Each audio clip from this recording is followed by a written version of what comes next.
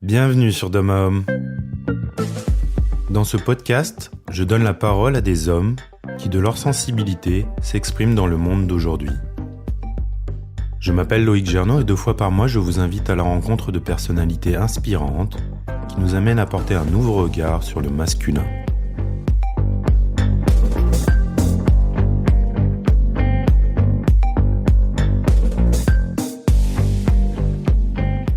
S'il y a bien une thématique qu'il est difficile d'aborder lorsque l'on est un homme, c'est la sexualité.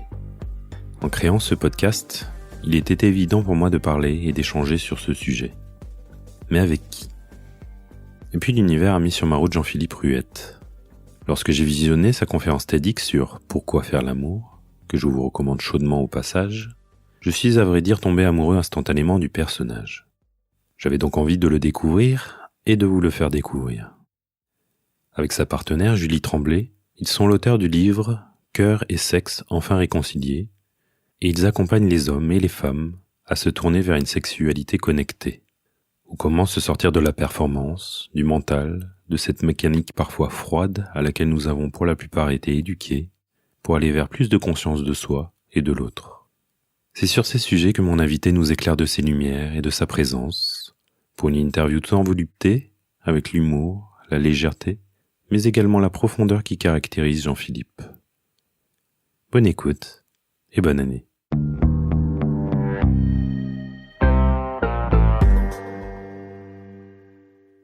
Salut Jean-Philippe. Hey, salut. Merci d'être là, merci d'avoir accepté mon invitation. Ça me fait plaisir. Ouais. Je sais que tu es un habitué et j'ai instauré un peu ça dans les précédents épisodes, mais du coup, comment ça va ? Quel est ton check-in, comme tu dis, ta météo intérieure, ta météo du jour ? Check-in, c'est intéressant. Beaucoup dans le...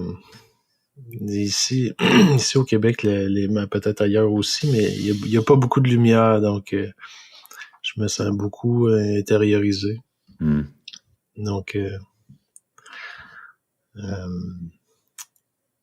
certaines doses d'inconfort à l'approche des vacances, puis c'est un peu sortir de la routine. J'ai hâte d'être en vacances, mais en même temps, c'est une page blanche, donc je sais pas trop.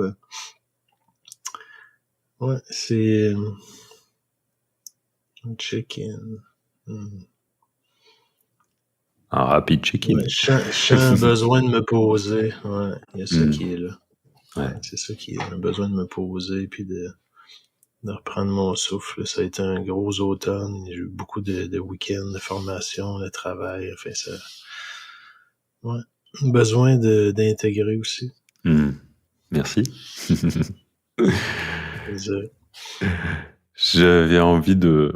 Moi, j'aime bien quand on entre direct dans le sujet, on va dire. J'avais du coup envie de te poser, cette première question. C'est quoi la sexualité consciente ? Ouh là! Ouais. En partant, j'aime pas trop les étiquettes, m'enfermer dans les étiquettes parce que après ça devient... tout le monde y rajoute des choses dedans. Donc, j'aime ça changer d'expression pour justement pas m'habituer, mais pour répondre à ta question, je dirais c'est une sexualité pour moi où c'est pas alimenté par la tête, c'est plus alimenté par la présence, que j'appelle la présence, l'amour en fait. Pour moi, ça a été une transition de passer de la tête au cœur, puis c'est pas facile de définir la présence, mais c'est en fait mon essence ou ce qui est en dessous de tout. Quand j'enlève les pensées, les émotions, il reste une vibration silencieuse, quelque chose qui goûte comme si c'était ma maison, en fait. Ouais, me sentir à la maison.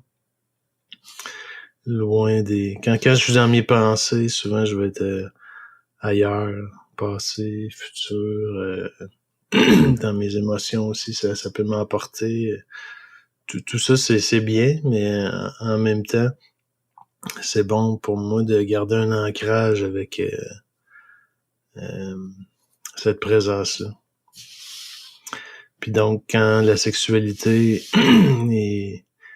Quand j'essaie de créer une connexion à part ma tête ou... je parle avec mes mains. J'accroche le micro. Julie, ma copine, a dit que je suis pas capable de parler si j'ai les mains attachées. Ouais, c'est ça. Si j'essaie de connecter, de créer une connexion par la tête ou c'est pas nourrissant, ça reste en surface. Donc c'est pour ça que si j'ai plus la connexion est profonde à partir d'un espace que j'appelle la présence, c'est ça pour moi qui crée le plus de partage puis qui vient vraiment nourrir en profondeur, en fait. Répondre aux besoins de je pense c'est de lien avec soi, tu sais. Puis aussi en se prolongeant par le lien avec l'autre, dans le fond. C'est comme si quand t'arrives dans la présence, t'arrives ça fait drôle de dire arriver parce qu'en fait, je suis déjà là.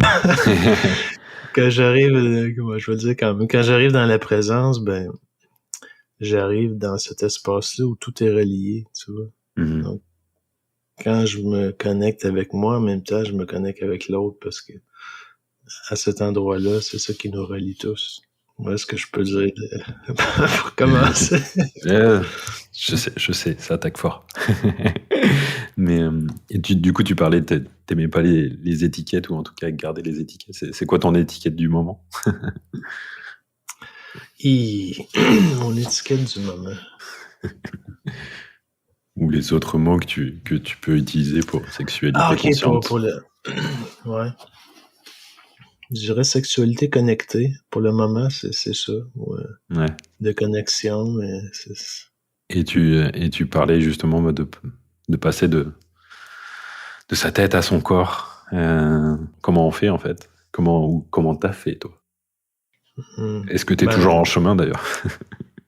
Oui, c'est ça. C'est un voyage, en fait. C'est pas une destination, là, parce que je pense pas qu'il y ait de limite à la profondeur ou à la profondeur de connexion avec soi qu'on peut atteindre. C'est comme si dans la présence, on entre dans quelque chose qui est infini. C'est une descente vers l'intérieur, je te dirais. Dans notre société, je trouve qu'on on nous encourage beaucoup à explorer l'extérieur. Puis il y a pas tant de place que ça pour explorer l'intérieur, mais donc ce voyage-là, pour passer de la tête au cœur, on peut dire ça, c'est une descente vers l'intérieur. Ça demande à s'intéresser à ce qui se passe à l'intérieur. Puis pour moi, ça a commencé avec la respiration. Juste observer qu'est-ce qui se passe dans mon corps tout le temps. Par exemple, avec mes yeux, je vois la pièce, mais avec mes yeux à l'intérieur, je vois une autre pièce, tu vois, de garder un équilibre entre l'extérieur puis l'intérieur, puis peu à peu, tu vois, de devenir familier avec cette pièce-là, que je pourrais dire, qui est à l'intérieur de moi, tu sais. Fait après ça, ben, moi, mon métier, c'est cartographie, donc j'aime bien faire des cartes, tu sais, puis, donc tu peux faire même une sorte de cartographie intérieure, tu t'observes un peu les parties de ta personnalité qui discutent entre elles, qui ont des émotions, qui vivent des déclenchements, tout ça, c'est comme un grand théâtre à l'intérieur quand je suis connecté à mon ancrage, c'est la présence, je peux être témoin, observer, un témoin,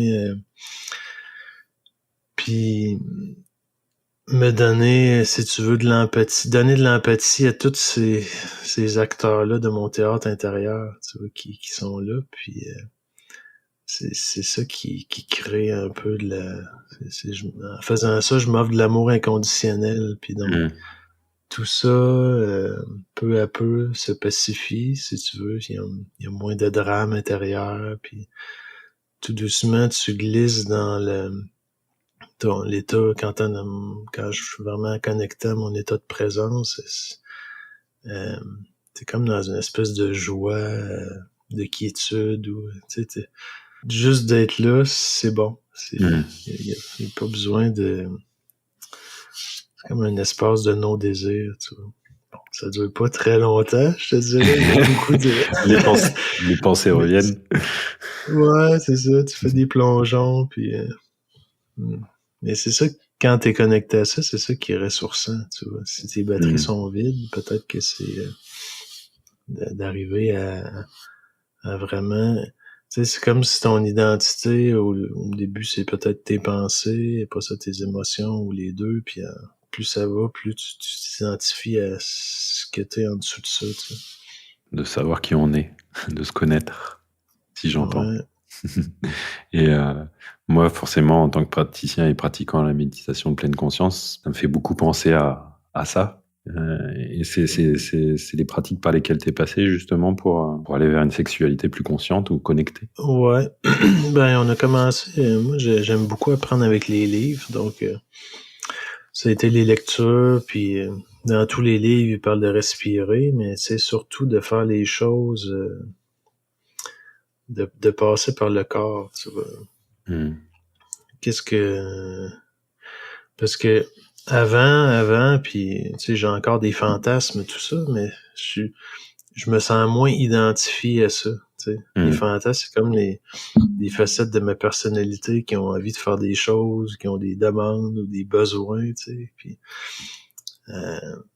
mais quand je suis juste là-dedans, c'est comme si je faisais l'amour plus avec ma tête ou pour répondre à jouer dans des films qui se passent dans ma tête plutôt que vraiment de faire l'amour avec mon corps. Tu vois. Dans la tête, tu peux avoir tout un agenda, mais en fait, je me suis aperçu que même si tu réalises des fantasmes, c'est toujours mieux quasiment dans ta tête que dans la réalité. Puis ça laisse, ça nourrit pas son âme. Je sais pas comment dire ça, mais tu restes avec une faim qui est pas comblée en fait.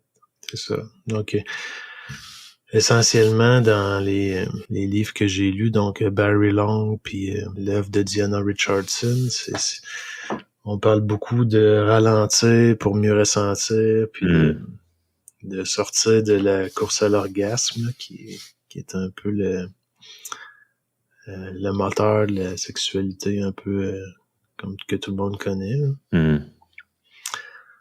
Donc de sortir de cette course-là ou cette espèce de parcours obligé, ça te permet vraiment de prendre ton temps puis d'explorer un espace inconnu, qui est inconnu pour moi, c'est ça. C'est puis de vraiment sentir l'amour qui circule puis qui vient te remplir, en fait. Je sais que c'est pas ça qui arrive, mais c'est plus une façon de l'imager, mais ça m'amène à me connecter à ma propre source, tu sais, qui à l'intérieur me remplit, puis je sais que c'est la même chose pour elle. C'est comme si l'orgasme est un... Je dis pas que l'orgasme c'est pas bon puis faut pas en avoir, c'est pas ça que je dis, c'est juste de pas le poursuivre à tout prix. Que ce soit pas un objectif à tout prix. C'est ça. Voilà. Parce que c'est bon l'orgasme, mais si je m'entête à le pourchasser, en fait, c'est que ça me garde dans une ornière qui est toujours la même, tu sais. Puis tôt ou tard, ça va me prendre plus de sensations fortes, plus de, tu sais, j'entre dans une course à la consommation, si on veut, tu sais, qui est très, très dans notre... calqué un peu sur notre modèle de société. Ouais, tout à fait. Faut toujours que qu'il y ait de la croissance. Donc là, c'est une approche qui est vraiment plus dans se reposer, se relaxer, puis laisser ce qui circule naturellement entre nous prendre de l'expansion. Au lieu de forcer, de créer beaucoup de tension pour arriver à me pousser dans un chemin, puis à presser le citron, si on veut. Là, c'est vraiment plus, on se relaxe, on laisse les choses venir, puis nos corps peuvent prendre de l'expansion, tu vois. Puis la détente permet que l'amour circule beaucoup plus facilement, puis je vais dire encore, nous remplissent l'un et l'autre. Puis là, ben, tu sens là, que je le sens, c'est comme si les racines des cheveux là, frétillent. Là. Il y a comme quelque chose qui ouais, c'est difficile de dans une interview, j'aimais bien ce que tu disais, c'était changer de paradigme et dans la sexualité, être pour faire et non plus faire pour être. Et j'aimais beaucoup cette oui. Il y a trop de faire dans faire l'amour, si tu veux, habituellement, donc. Oui, et pour un homme, en plus, il y a cette espèce de pression dans la sexualité conventionnelle, comme tu disais tout à l'heure, de la performance, de l'atteinte de l'orgasme, de cette sexualité mécanique, robotique, où c'est il y aurait des comme on dit, des schémas à respecter pour que tout se passe bien, pour aller jusqu'à l'objectif, justement. Et quelle pression qu'on se met, ou c'est qui vient par défaut avec les modèles, là, c'est fou, là, tu vois.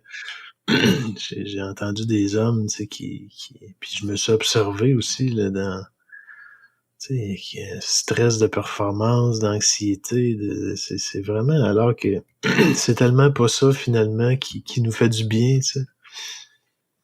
C'est vraiment l'inverse. Puis quand on arrive à prendre conscience de ça, tout le fardeau de faire, d'être parfait, tu sais, puis d'avoir l'érection, tu sais, ou de le faire même à un certain niveau, on parle plus de combien de fois que je vais pouvoir avoir un orgasme dans la soirée. C'est la performance. Ouais, on calcule, on mesure, puis ce qui est difficile aussi, c'est que quand on arrive dans la sexualité comme ado ou jeune adulte, la plupart du temps, les deux partenaires sont un peu convaincus que c'est cette façon-là qui est la seule, puis qui dans laquelle on s'engage, tu sais. Puis ça prend un certain temps avant de remettre ce modèle-là en question. Tu sais. Oui, ça passe par l'éducation et l'éducation sexuelle, pardon. Ben, ça passe aussi par les déceptions, tu sais. Se rendre compte dans son corps que c'est pas si bon que ça, en fait, ou ça. J'y pense beaucoup, mais ça dure pas longtemps, puis je me sens pas, en tout cas. Ouais. C'est beaucoup les femmes qui s'en plaignent, parce que c'est comme un peu les premières à... Comme faire l'amour se passe en elles. C'est comme si c'est plus la sexualité conventionnelle, c'est plus un monologue qu'un vrai partage. Tu vois. Souvent, la dimension du cœur est un peu évacuée. Parce que si le mental est dans l'équation, c'est comme il va prendre la place, tu sais, du cœur. C'est plus ça qui alimente le truc. Donc, on est plus dans... Le mental, c'est un peu comme un ordinateur, tu vois. Donc, il cherche à réaliser un programme. Donc, c'est plus des choses qui sont schématisées, mécaniques. Ça manque de bio, là, tu sais. Ça manque du côté vivant, là, qui est pas... tu vois, dans un ordinateur, je travaille sur un ordinateur, mais c'est carré, tu vois. C'est réglé, c'est minuté, tandis que dans la vie, tout est fait en courbe. C'est des vagues, c'est des vibrations, c'est quelque chose de... Donc, quand on arrive à sortir du mental, puis c'est vraiment... c'est un défi, là. C'est un vrai défi, sortir du mental pour faire l'amour, parce que Tu peux pas dire, tu peux pas dire 5 minutes avant de faire l'amour, bon là, j'ai couru comme un fou toute la journée, là, tout d'un coup, pouf, je fais le switch, puis tu sais, c'est pas si simple. J'aimerais ça que ça le soit, mais c'est pas si simple, en fait. Donc, je dirais que moi, ça m'a demandé de mettre en place une pratique personnelle, justement. Tu parlais tout à l'heure de, je me souviens plus comment tu disais ça, mais donc, pour cultiver justement ma présence, ma connexion avec cet espace-là de présence en moi. Et est-ce que aussi ça passe par avant de, on va dire, se tourner ou s'ouvrir vers son ou sa partenaire, est-ce que ça passe par aussi redécouvrir sa sexualité en mode solo, mais en conscience, de passer par... on a beaucoup cette image de la masturbation masculine comme quelque chose de... J'aurais presque envie de dire de honteux, en tout cas, voilà. Est-ce que ça passe quand même par... bon, en fait, je pose cette question en toute honnêteté, parce que en étant pratiquant en méditation, forcément, ça m'a amené à découvrir le plaisir solo en pleine conscience. Et effectivement, sortir dans le mental pour redescendre dans le corps et être focalisé en fait sur mes sensations. Et je trouve que ça change totalement en fait la donne. Il y a se reconnecter à son corps, et je sais que je l'ai vécu parce que malheureusement, comme beaucoup d'hommes, j'ai été éduqué par la pornographie. On parlait tout à l'heure d'éducation sexuelle. Malheureusement, je pense beaucoup d'hommes avoir eu la pornographie comme modèle, qui est pas très bon modèle malheureusement. Et tout ça pour dire qu'effectivement, je trouve que quand on revient au corps, en tout cas l'écoute de son corps, à ce qu'il veut là, ici, maintenant, et à ce plaisir solo ou peut-être en duo dans le corps, il n'y a plus ce sentiment, comme tu disais tout à l'heure, finalement, même après l'orgasme, ou même après avoir la fin, il y a une espèce de sentiment soit de honte, ou un sentiment qu'il y a un truc qui est pas bien en fait, ou qui manque. Je sais pas si tu vois ce que... Je pense que c'est important justement de s'occuper de ça, parce que mon point de vue, c'est qu'il y a les humains ont besoin de faire l'amour, de sexualité beaucoup plus que ce qui les corps en ont besoin. Ça fait du bien, ça rééquilibre les corps. Quand c'est bien fait. Quand c'est bien fait, oui. Quand c'est bien fait. Donc, je vais le dire autrement, les humains ont un grand besoin de, ça c'est mon opinion, là, de sexualité saine. Donc, il y a beaucoup à côté de, tu sais, chacun essaye de combler ses besoins comme il peut, tu sais, puis oui, tant que tu restes dans le paradigme, justement, que c'est quelque chose de mental, à ce moment-là, ben, ça va être plus la pornographie ou les fantasmes qui vont alimenter ta sexualité, puis je l'ai fait beaucoup, puis ça va permettre d'endormir ou de s'engourdir un peu, ou d'oublier pour un temps que mes besoins sont pas satisfaits, tu sais. Puis c'est pas sain non plus, c'est que ça devient comme une drogue assez rapidement, puis tu sais, une addiction. Exact. Oui. Une dépendance. C'était ça. Mais c'était intéressant quand tu commences à t'occuper de ça, mettons, puis de regarder dans quel moment, c'est quoi mon impulsion, tu sais. Puis souvent, tu peux t'apercevoir, ou je peux m'apercevoir que je me sens pas bien, j'ai un inconfort, tu vois, donc ça peut devenir comme une genre d'échappatoire pour fuir quelque chose, tu sais. Fait que là, pendant un grand ou un petit moment, je vais avoir l'esprit complètement absorbé dans mon écran, tu vois, combiné aux sensations physiques. Puis c'est un peu comme les jeux vidéo ou n'importe quoi qui est addictif, tu sais. Ça va me déconnecter de moi-même, en fait. Donc, la pratique, comme tu dis, de masturbation consciente, par exemple. Donc là, c'est vraiment le contraire. Donc l'intention, c'est de créer plus de connexion avec moi. Donc, je pense que c'est important de transformer cette pratique-là aussi. Tu sais, ça me paraît difficile de continuer à avoir une masturbation, si tu veux, pornographique, on va dire comme ça. Ça peut cohabiter un certain temps, mais je veux dire, faut que ça soit comme quelque chose qui s'en va, là, tu sais, qui est transformé aussi. Donc, moi, j'encourage à transformer sa pratique en solo déjà, mais c'est pas évident parce que justement, quand tu le fais pour fuir quelque chose, ben si tu t'occupes pas de ce que tu fuis, cette addiction-là va être remplacée par une autre. Le gros du travail pour se connecter à soi, c'est d'accueillir ces charges émotionnelles, tu sais, ces traumas, toutes les carapaces qu'on a, tous les petits traumatismes, les petits ou gros traumatismes qu'on a vécu enfant, puis qui ont façonné notre personnalité, tout ça. Donc,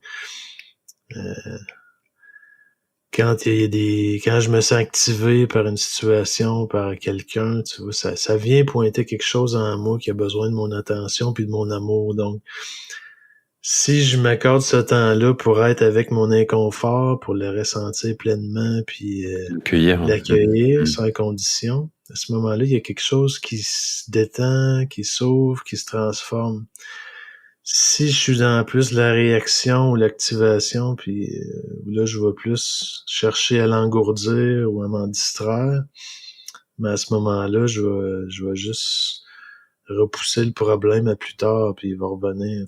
Il n'y a pas vraiment de mouvement ou d'évolution qui se crée quand je fais ça. T'sais. Fait que c'est ça, c'est beaucoup ça. Si j'observe mon quotidien, c'est beaucoup ça qui me sépare de la présence.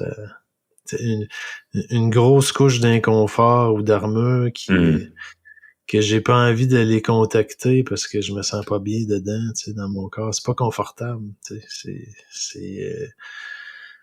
C'est contracté, j'ai des boules, c'est toutes sortes de symptômes donc la respiration est un bel outil justement pour aller accueillir ces inconforts-là. Donc, sur ce chemin-là, l'inconfort est mon ami. c'est pas mon ennemi. Et tu parlais de détente. J'ai cru comprendre que c'était effectivement très important pour dans ce, on va dire, ce processus, en tout cas cette pratique de sexualité connectée. Comment c'est avec la respiration notamment que tu te détends ou avec ta partenaire, avec Julie? Il faut que ce soit nommé, que les deux soient dans cette conscience-là que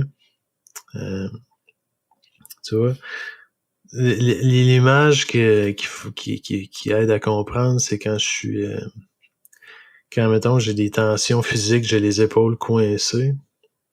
C'est comme si mon énergie a de la misère à circuler parce que c'est crispé, tu vois. Les muscles sont tendus, le sang circule pas bien, l'énergie non plus.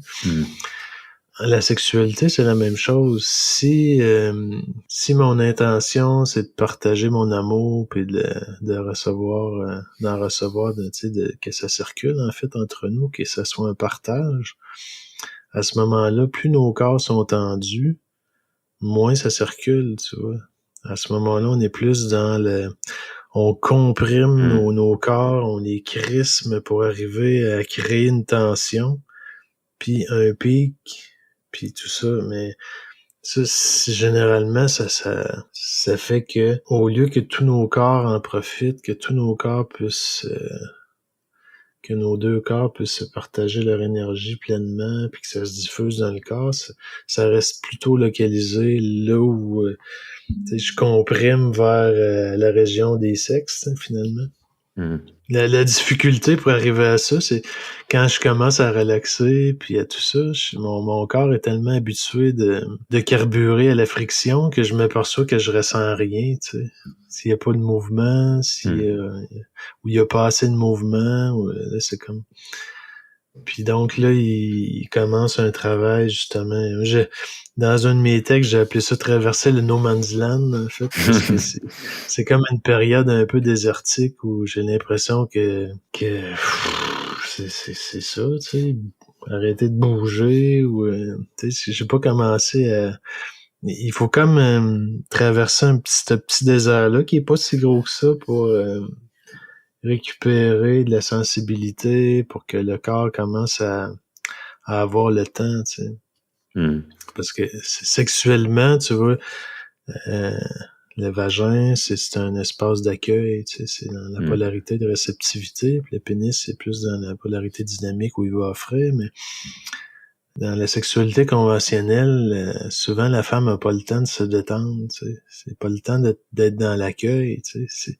Tout va trop vite, c'est poussé, il faut comme que le vagin reste contracté pour se protéger, parce que s'il y a pas assez de présence, on va plus être dans quelque chose de l'ordre d'un piston mécanique, tu sais, qui c'est pas organique, tu vois, donc quand on ajoute de la présence dans le mouvement, naturellement il va ralentir, puis même des fois stopper, mais aussi vraiment plus on bouge ensemble, tu sais, on est dans quelque chose plus de l'ordre d'une certaine danse ou avec toutes sortes de mouvements. Mettons une symphonie avec toutes sortes de mouvements, d'envolée ou pas. Tu sais, c'est pas quelque chose de linéaire comme un peu où on part d'en bas de la montagne, et puis on se met à courir, puis c'est selon une courbe exponentielle. C'est marrant, si on changeait un peu les mots et le contexte, on pourrait presque prendre toute cette discussion et la transposer sur notre société et son fonctionnement. Ouais, c'est ça. Il y a beaucoup de gens qui veulent changer le monde, en fait, mais c'est ça, c'est pas, je te dirais, c'est pas le temps le monde qui est à changer, c'est plus, plus je descends vers l'intérieur, plus le monde change pour moi, tu vois, parce que c'est mon regard qui change, ou plus je suis identifié à ma personnalité de surface, plus le monde est polarisé, plus c'est bien, c'est mal, j'ai des besoins non satisfaits, tout ça. Puis plus je plonge dans mes profondeurs, plus je me connecte à ma propre source, si tu veux, plus j'entre dans quelque chose de paisible ou de... Ouais, c'est pas paisible dans le sens que c'est monotone ou il se passe jamais rien. C'est plus dans le sens de être connecté à son espace de présence. Ça crée beaucoup de sécurité à l'intérieur. Parce que ça soit orageux ou plein soleil en surface, à l'intérieur, tu vois, le lien est toujours là. Je me sens nourri, je me sens pas en manque ou parce que je suis connecté à ma présence, qui est toujours là, qui est dans l'amour inconditionnel à chaque instant. Et tu parlais de textes tout à l'heure, donc des textes que tu publies sur ton site au-delà des écrans. J'en avais sélectionné un, est-ce que tu m'autorises à le lire? Ben oui. Et ça va un peu reprendre ce dont on parle ce dont on parle depuis le début. Moi, j'ai sélectionné faire l'amour en restant chez soi. Dans ce monde où j'ai grandi, j'ai appris qu'il était normal et même souhaitable de m'oublier pour faire passer les besoins de l'autre avant les miens. Aussi, j'ai grandi avec le souci constant de faire plaisir, d'être au service, toujours disponible pour les gens qui m'entourent. En transposant cette croyance dans ma sexualité, je me suis imaginé que je devais être un amant parfait en toutes circonstances. Le fardeau de la performance a bien des visages. Aujourd'hui, je me sens plus détaché de la course à l'orgasme, mais j'observe qu'il m'arrive souvent de me demander si je suis assez présent, si je suis dans la bonne fréquence, si mon intuition est juste. Toujours cette pression qui, tel un caméléon, se transforme pour mieux se faire oublier, pour mieux se dissimuler. Quand je m'identifie à ce quelque chose en moi qui veut performer, qui cherche inconsciemment un moyen pour se valoriser, mes caresses se retrouvent alors teintées d'un objectif à atteindre qui me sort du moment présent. Inconsciemment toujours, je tente alors de reproduire une recette qui a déjà fait ses preuves dans le passé et qui, je l'espère, saura confirmer ma valeur une fois de plus. Quand j'arrive à prendre du recul, à sortir ce schéma de l'ombre, je reprends contact avec l'instant présent en respirant profondément pour déplacer mon focus dans mon propre corps, pour m'occuper d'abord de moi. Je reconnais que c'est tout un défi pour ma vieille croyance. Étonnamment, c'est vraiment en restant chez moi, en passant par l'intérieur, que je peux vivre la connexion avec elle. Ce n'est pas si grave de m'interroger, nous le faisons tous, tant que je ne cherche pas les réponses dans mes pensées. si je reste dans ma tête, à calculer, à mesurer, à me demander si je fais ce qu'il faut.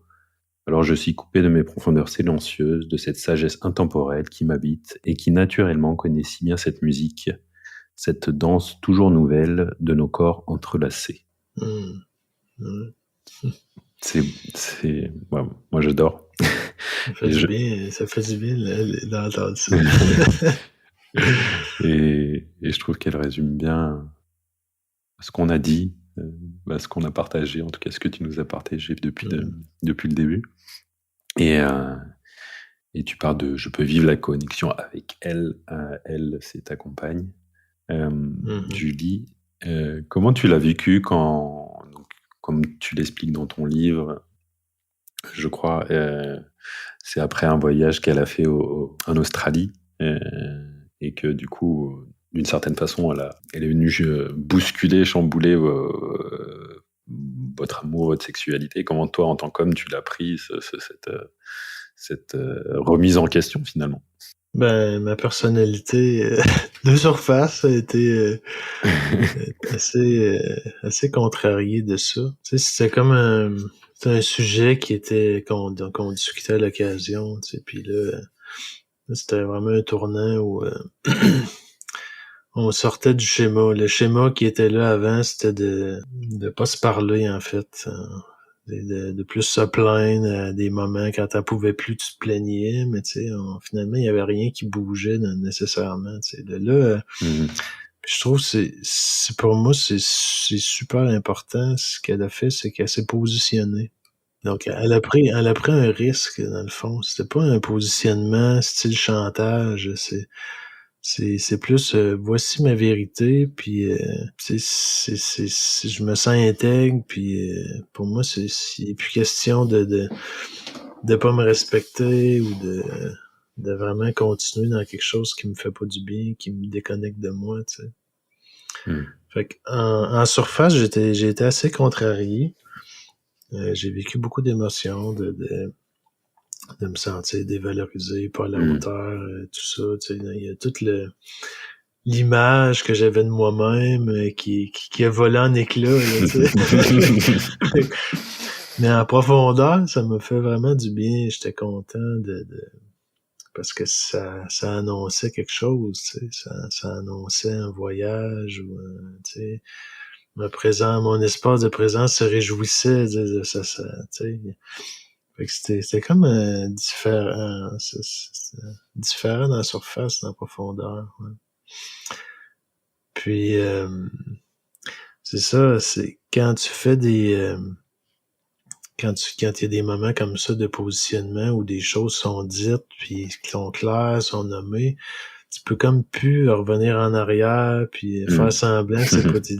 Fait que tant que tu restes dans le flou, dans l'évitement, que tu nommes pas de choses précises, tu peux toujours naviguer dans les autres eaux. Une fois que c'est dit, c'est nommé, là, pouf, tu peux plus le remettre en dessous du tapis, si tu veux. Fait que je pense que c'est c'est bon pour tout le monde, mais je pense que les femmes en particulier, je pense que moi je les encourage à faire ça, tu sais, de vraiment se positionner. Oui, c'est confrontant pour l'homme. Moi, ça a été confrontant pour moi, mais en même temps, ça a vraiment suscité une évolution, tu sais. Puis, mais bon, ça se peut que j'aurais pu partir aussi, tu sais. C'est comme... C'était qui te double.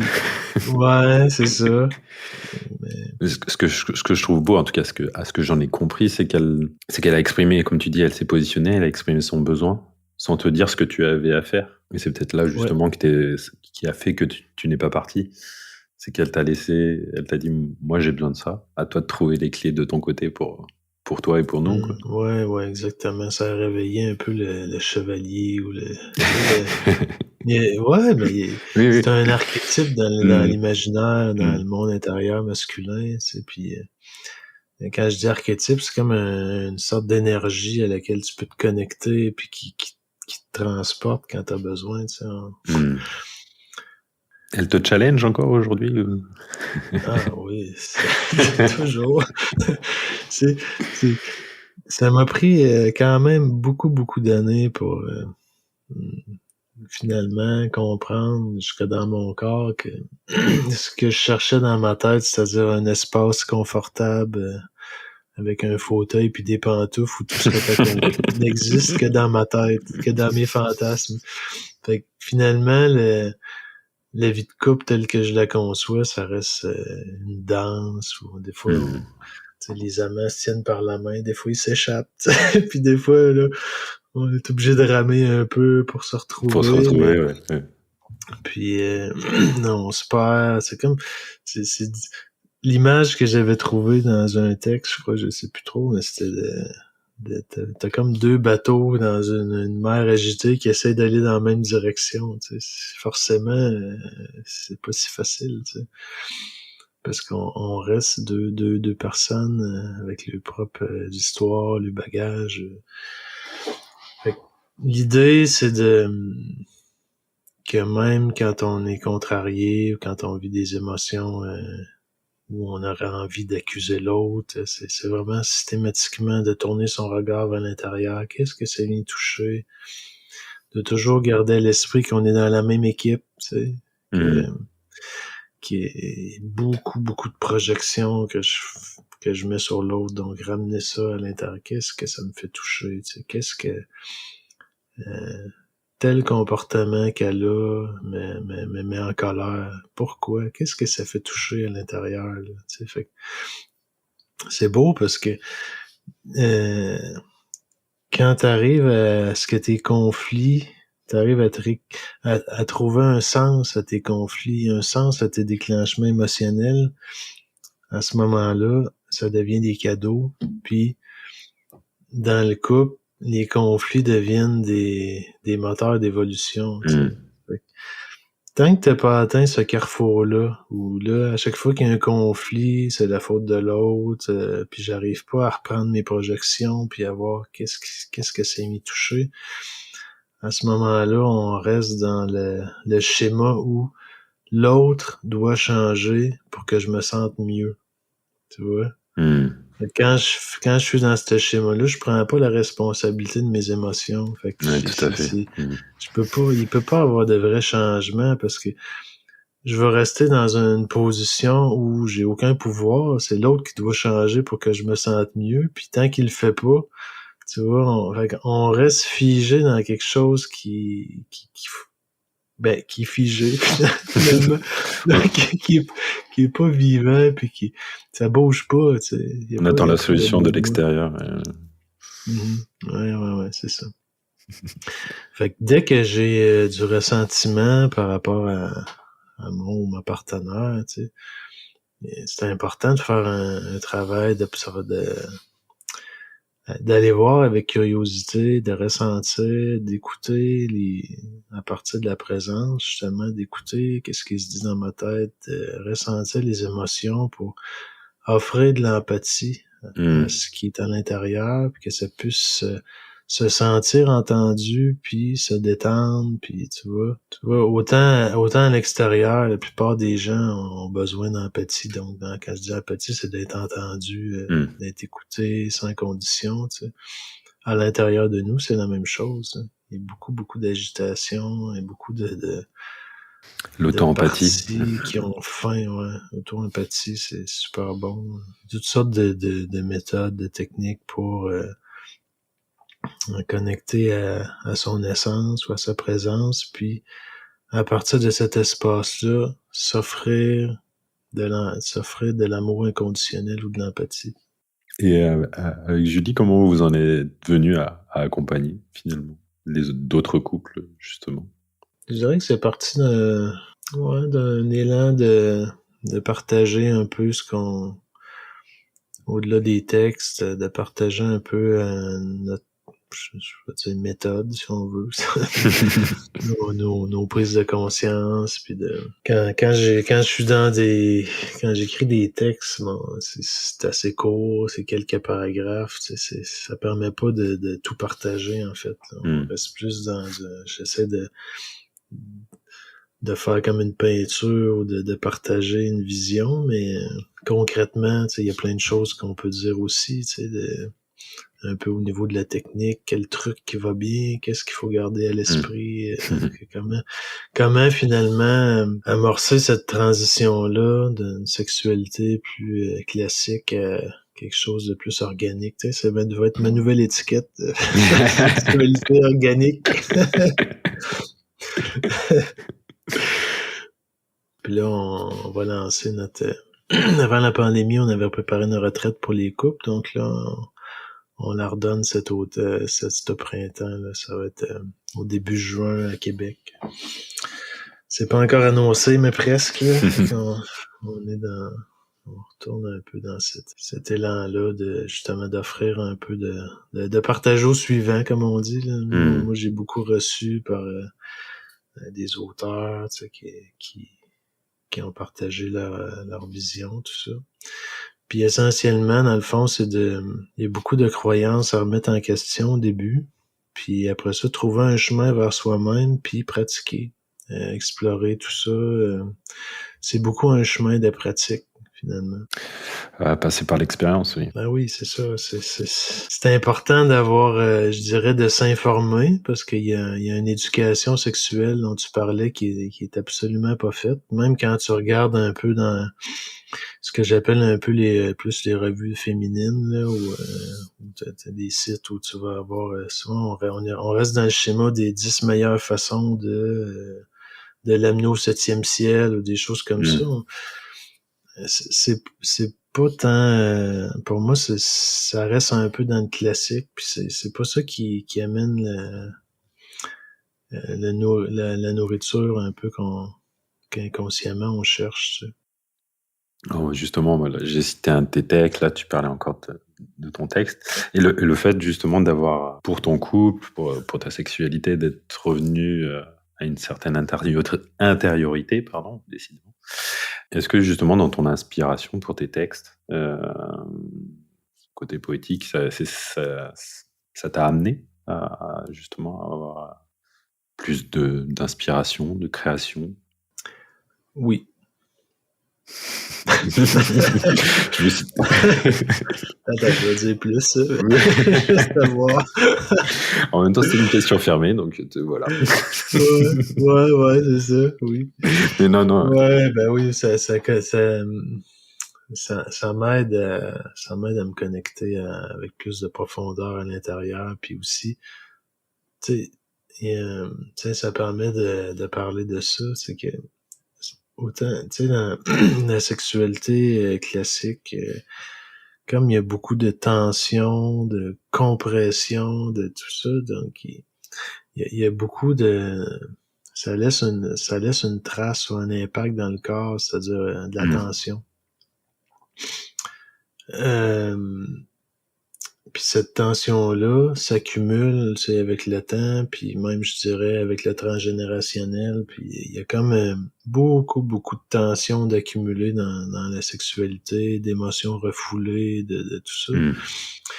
Donc, quand on transforme sa sexualité, donc là, on se donne l'espace, puis on se détend, donc au début, puis même ça continue toujours, je te dirais, il commence un travail de libération, justement, des choses qui sont tendues, ça peut être physiquement, les muscles vont commencer à se détendre, les émotions refoulées vont remonter, donc il y a vraiment un travail de pacification de l'intérieur, de détente, puis de nettoyage qui se fait par rapport à ce qui est accumulé dans ce qu'on peut appeler les armures, ou il y a toutes sortes de mots pour ça. Donc forcément, nos cuirasses commencent à s'assouplir puis à devenir un peu plus minces, puis donc c'est plus facile d'aller plus en profondeur à l'intérieur. Donc oui, la connexion avec soi-même devient plus profonde, plus on va dire un peu plus facile à atteindre, parce que t'es moins rigide. C'est toujours un chemin, là, je veux dire, j'arrive jamais à destination. C'est tout le temps difficile pour moi parce que c'est comme des couches d'oignons, là. Il y en a toujours, tu sais. Mais en fait, tu vois, ça. Donc quand je veux écrire, j'écoute une chanson là, qui m'aide à entrer dans le bon espace pour l'intérieur, pour connecter avec le cœur, puis après ça, des fois j'ai une idée pour commencer, des fois j'ai même pas d'idée, puis j'ai un espace, fait que je sens qu'il y a quelque chose qui monte. Qu'est-ce qui a besoin d'être nommé ou d'être mis en mots, tu sais, puis c'est comme ça que j'écris. Ouais. Moi, je voulais savoir si du coup ça avait aussi changé d'autres aspects de ta vie au-delà de, là on parlait du coup de sexualité, poésie, écriture. Qu'est-ce que ça a changé dans d'autres domaines de ta vie? C'est ça qui est merveilleux, c'est que quand tu te connectes avec plus de présence et tu fais de la place en toi, c'est comme si au lieu de regarder ma vie, puis ce que je suis à travers des lunettes de plus en surface, c'est comme si ça va être mon regard va être de plus profond, tu sais. Fait que mon regard va être moins teinté de bien mal, du jugement, tout ça. Donc, comme pour moi, la vibration qui est associée à la présence, c'est vraiment une paix puis une joie sans condition. Tu sais, je me sens joyeux, pas parce que je vais obtenir un cadeau ou que quelqu'un me dit que je suis beau, tu sais, des choses comme ça. C'est vraiment, il n'y a pas de raison pour que parce que c'est comme mon état naturel. Donc, plus je me connecte à ça, plus je m'identifie à ça quand je dis mon je s'approfondit, tu sais.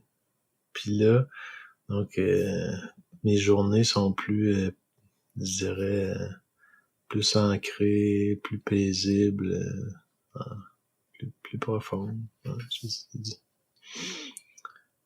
je me sens moins ballotté par les remous extérieurs, même s'il y en a autant qu'avant, si tu veux, mais je dirais qu'il y a ce que j'appelle le drame. Le drame, c'est quand je réagis émotionnellement puis je projette ça à l'extérieur. Donc, il y en a beaucoup moins dans ma vie qu'avant, tu sais, parce que dès que je vois qu'il y a quelque chose qui m'active, je vais aller regarder à l'intérieur qu'est-ce que ça vient toucher, tu sais, puis des fois, je trouve pas toujours le sens tout de suite, mais je finis par le trouver, puis là, ça fait du sens, puis donc, il y a un schéma qui se défait tranquillement, tu sais.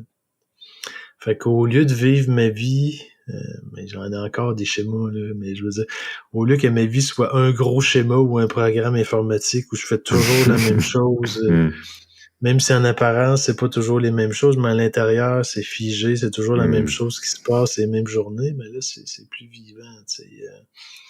Il y a un certain... plus quelque chose de l'ordre d'un chemin là, qui est là. C'est pas, je suis pas sur un tapis roulant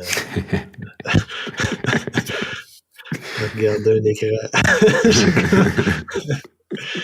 Je suis plus dans une expédition. Là. C'est ça qui est merveilleux. À l'intérieur, c'est aussi vaste qu'à l'intérieur. Donc, c'est jamais... c'est vraiment... Comme ils disent dans Star Trek, l'ultime frontière. On arrive bientôt à la fin de cette interview. J'avais un autre passage que je voulais lire de tes textes. Cela m'a pris longtemps pour vraiment ressentir cette fameuse ouverture du cœur, pour la vivre dans le corps au lieu de la chercher dans mes pensées. Cette ouverture du cœur, comment elle se fait? C'est une bonne question. Ça fait longtemps qu'on me l'a pas posé. Donc, je vais regarder qu'est-ce que je pourrais te répondre maintenant. Je te dirais que maintenant, je dirais, si mon cœur est pas tellement ouvert, si mon cœur est protégé, c'est qu'il y a quelque chose qui souffre en dessous, en dedans. Donc, je commencerai par offrir de l'empathie à qu'est-ce qui le garde fermé. Souvent, ça va prendre la forme d'un dialogue intérieur quand il y a des choses qui me contrarient. Donc, de vraiment offrir de l'empathie à ce que j'appelle des parties défensives là, qui protègent quelque chose de vulnérable, tu sais. pour que peu à peu, ces parties-là se sentent entendues, puis reconnues, puis s'assouplissent tranquillement pour qu'ils deviennent un peu plus perméables. Tu vois. Ça revient toujours à la même chose, hein. En fait, tout ce qui souffre en nous, en moi, ça cherche toute la même chose. C'est d'être vu, d'être accueilli sans condition. C'est un peu les choses qu'on n'a pas reçues quand on était enfant, parce qu'on vit dans un monde comme ça, tu sais.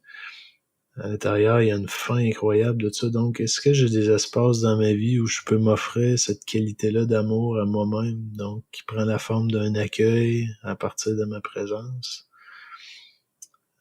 C'est ça que je répondrai aujourd'hui. C'est peut-être moins accessible. Ça demande c'est pas si complexe. Je suis capable d'écouter un ami sans condition. Est-ce que je suis capable de m'écouter moi-même sans condition, c'est-à-dire sans me juger puis sans avoir d'agenda pour ben là si t'es comme ça, faut que je te répare, tu sais, ou que je te trouve des solutions. Donc il y a toutes sortes de façons de faire ça. Travail personnel, méditation, yoga, les cercles d'hommes, les groupes de femmes.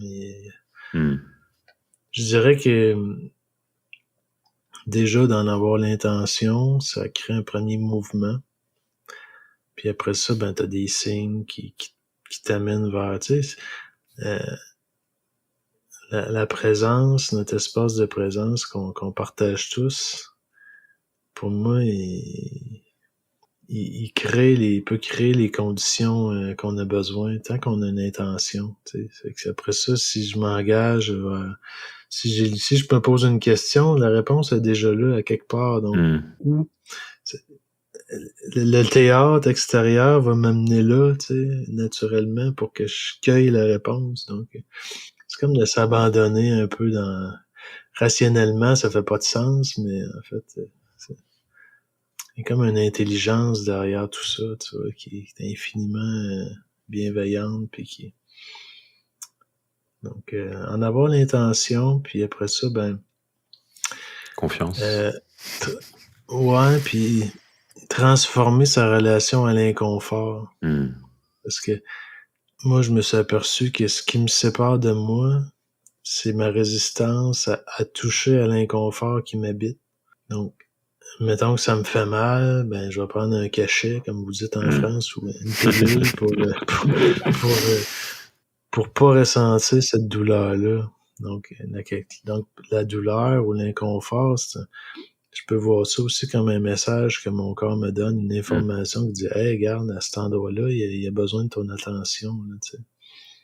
Fait que si je regarde les espaces dans ma vie, c'est quoi les espaces dans ma vie où je suis dans la fuite, dans l'évitement ou dans l'engourdissement? Puis est-ce que je peux en prendre un puis ramener un peu de présence dedans, tu sais, au lieu de...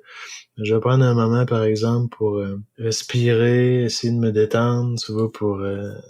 puis accueillir ce mal de tête-là, mettons. T'sais. Des fois, c'est pas possible, mais des fois, c'est donc d'être avec mon inconfort au lieu d'être contre. Vois-tu, c'est pas la même fréquence. Puis donc, par exemple, j'ai mal au ventre parce que, je sais pas, ou je veux une émotion forte, tu vois.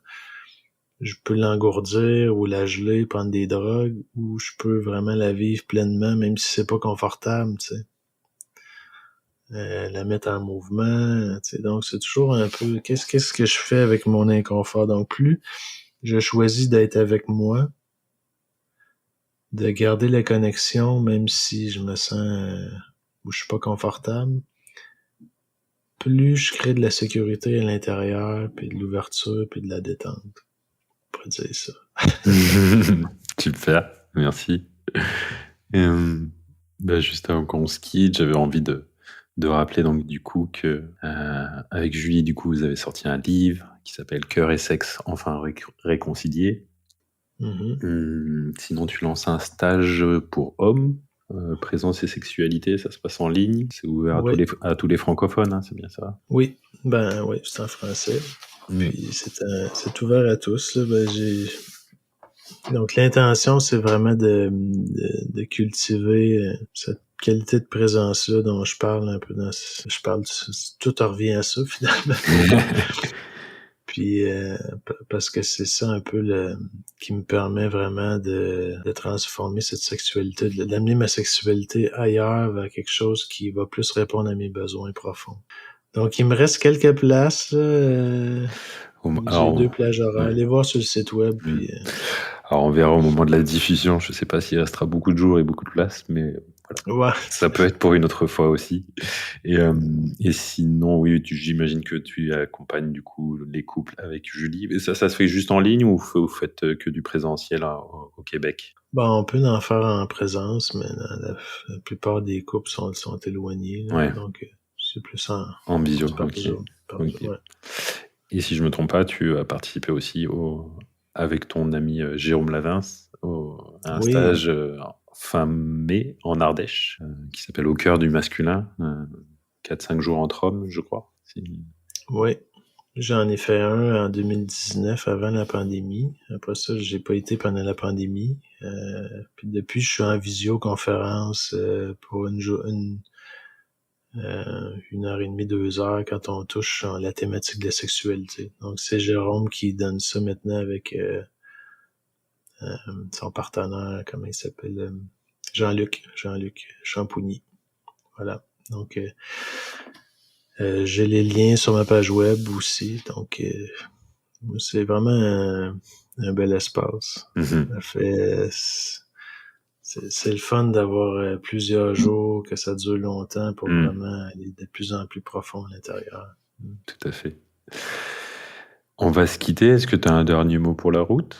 Non, merci. C'est un chouette moment. Merci à toi, Loïc. Merci, un grand merci à toi, Jean-Philippe.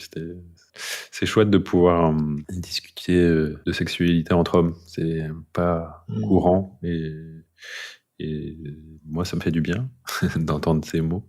Et j'espère que ça fera du bien à d'autres hommes, mais aussi à d'autres femmes, de voir peut-être piocher des idées pour aussi dans leur vie de couple. Voilà. Eh bien, écoute, Jean-Philippe, je te souhaite une bonne journée. Toi, t'as encore toute la journée au Québec. Oui.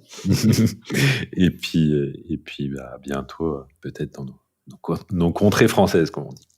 Ça marche, merci beaucoup, puis bonne journée à toi. Merci à toi aussi, Jean-Philippe. À bientôt. Ciao. Ciao.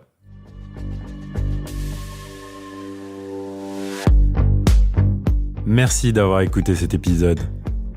Si vous avez aimé, n'hésitez pas à en parler autour de vous, ainsi qu'à le partager sur vos réseaux sociaux. Vous pouvez aussi donner une note sur votre plateforme de podcast préférée. Enfin, si vous avez des suggestions, des remarques ou encore des idées d'invités, n'hésitez pas à m'envoyer un message via le site domahome.fr ou encore sur Instagram, domahome podcast tout attaché. À bientôt pour un nouvel épisode.